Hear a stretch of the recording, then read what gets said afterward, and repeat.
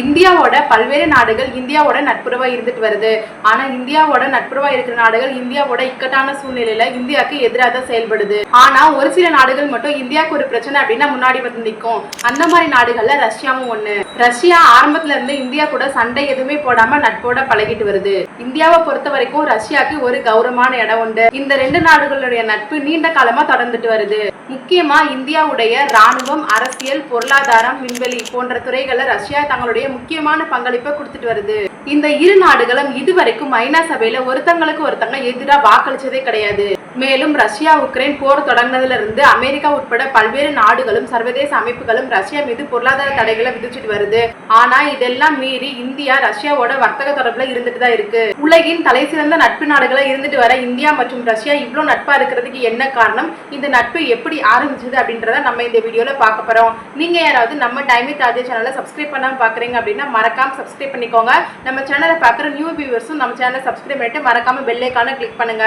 அப்பதான் நாங்க போடுற எல்லா வீடியோ உங்களை வந்து சேரும். இந்தியாவுக்கும் ரஷ்யாவுக்கும் உள்ள நட்பு 18ஆம் நூற்றாண்டிலே ஆரம்பிச்சிருச்சு. 18ஆம் நூற்றாண்டுல ரஷ்யாவை ஆட்சி செஞ்சுட்டு இருந்த அரசி தான் கேத்ரின் த கிரேட். இவங்க நம்ம இந்து சமய புனித நூலான பகவத்கீதையை ரஷ்ய மொழியில மொழிபெயர்த்து வெளியிட்டாங்க. அதுக்கப்புறம் 19ஆம் நூற்றாண்டுல ரஷ்யாவை சார் பால் அப்படிங்கிற மன்னர் ஆட்சி செஞ்சாரு. இந்த சமயத்துல இந்தியா பிரிட்டிஷ் எம்பையருக்கு அடிமையா இருந்தது. அப்ப சார் பால் மன்னர் என்ன பண்ணாங்க அப்படின்னா, இந்தியா இந்திய மக்களுக்கு சொந்தமானது, ஆனா பிரிட்டிஷ்காரங்க எல்லாமே இந்தியாவை கட்டுக்குள்ள வச்சு ஒடுக்கிக்கிட்டு இருக்காங்க. இதை இப்படியே விடக்கூடாது, நம்ம எப்படியாவது இதை மாத்தணும் அப்படின்ட்டு நினைக்கிறாங்க. இந்த சமயத்துல சார் பால் அப்படிங்கிற மன்னர் சுட்டு கொல்லப்பட்டதுனால இந்தியால இருந்து பிரிட்டிஷ்காரங்களை விரட்டணும் அப்படிங்கிற எண்ணம் இவருடைய கைவிடப்பட்டது. இன்றைய ரஷ்யான்னு அழைக்கப்படுற அன்றைய சோவியத் யூனியனோட தலைவரா இருந்தவர் தான் ஜோசப் ஸ்டாலின். ஸ்டாலினுக்கு இந்தியாவோட நட்புறவு வச்சுக்கிறது அவ்வளவா ஈடுபாடு இல்ல. 1953ல ஜோசப் ஸ்டாலினோட மறைவுக்கு அப்புறம் தான் இந்தியா மற்றும் ரஷ்யாவுடைய நட்புறவு இன்னும் அதிகமாச்சு.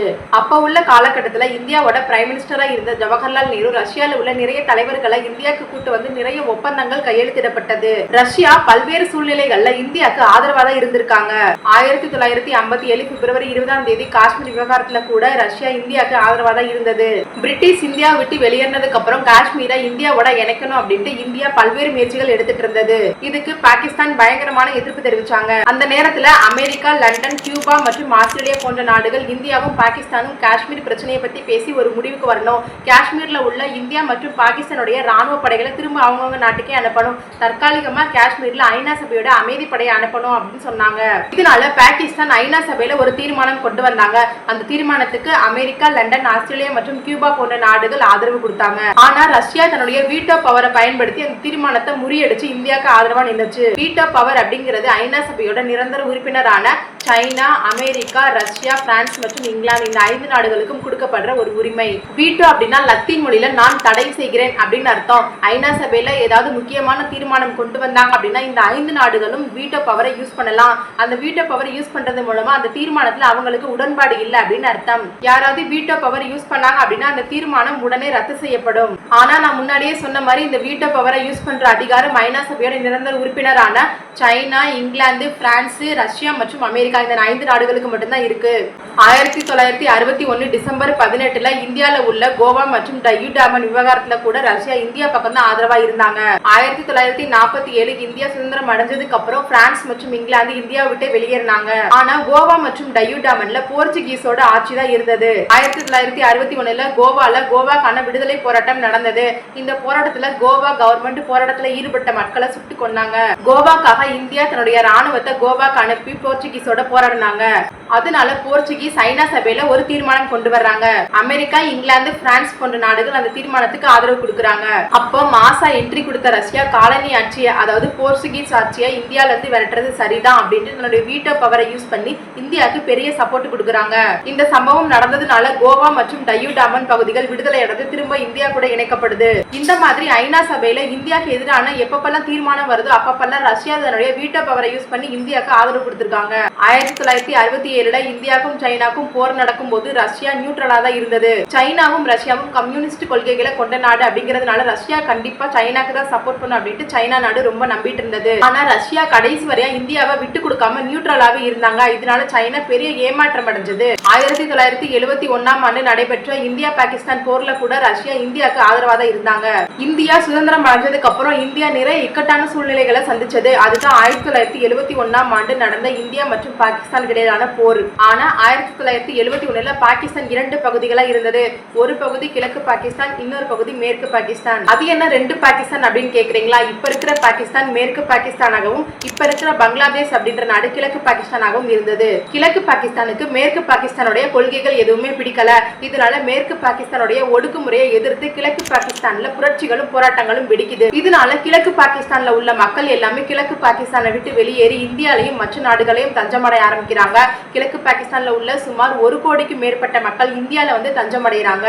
அப்போதைய இந்தியா பிரைம் மினிஸ்டரா இருந்த இந்திரா காந்தி தஞ்சம் அடைஞ்சவங்களுக்காக நிறைய செயல் திட்டங்கள் செயல்படுத்துறாங்க.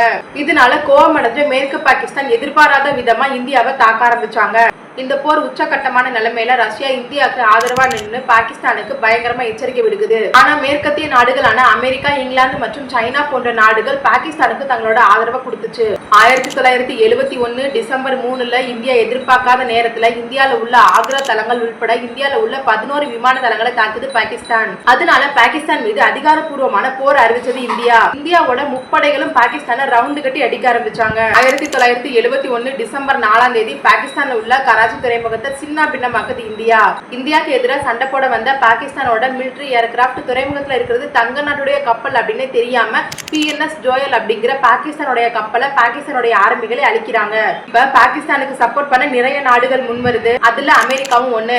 அமெரிக்கா ஆரம்பத்துல இருந்து பாகிஸ்தானுக்கு மட்டும்தான் சப்போர்ட் கொடுத்துட்டு இருந்தது. அப்போதைய அமெரிக்க அதிபரா இருந்த Richard Nixon Jordan, Iran, France மற்றும் டர்க்கி ஆகிய நாடுகளுடைய போர் விமானங்களை பாகிஸ்தானுக்கு கொடுக்கும்படி சொன்னாங்க. அமெரிக்கா கடற்படையோட பெரிய பிரிவான 7th ஃபிளீட்டை பே ஆஃப் பெங்காலுக்கு அனுப்புது அமெரிக்கா. இத பத்தின எக்ஸ்க்ளூசிவான ஷார்ட்ஸ் நம்ம சேனல்லே போட்டுக்கோம். பார்க்காதவங்க ஐ பட்டன்ல லிங்க் கொடுக்குறேன், போய் பார்த்துட்டு வாங்க. அமெரிக்காவுடைய 7th ஃபிளீட்ல 300 போர் விமானங்களும் 70 போர் கப்பல்களும் 40,000 ராணுவ வீரர்களும் இருந்தாங்க. இந்த 7th ஃபிளீட் பே ஆஃப் பெங்காலுக்கு போறதுக்கு இங்கிலாந்தும் சைனாவும் சப்போர்ட் பண்றாங்க. இந்த 7th ஃபிளீட்டோட சேர்த்து USS என்டர்பிரைசஸ், HMS ஈகிள் போன்ற பெரிய விமான தாங்கி கப்பல்களும் பே ஆஃப் பெங்காலுக்கு போச்சு. இந்த கப்பல்களும் மேற்கத்திய நாடுகளும் சேர்ந்து இந்தியாவை சுத்து போட்டாங்க. அப்ப யாருமே எதிர்பார்க்காத வகையில ரஷ்யா அவங்கள விட 2 மடங்கு போர் கப்பல்களோட மற்றும் நீர்மூழ்கி கப்பல்களோட அணு ஆயுதத்தை ஏந்திட்டு இந்தியாவுக்கு ஒரு பாதுகாப்பு வளையமா நின்னாங்க.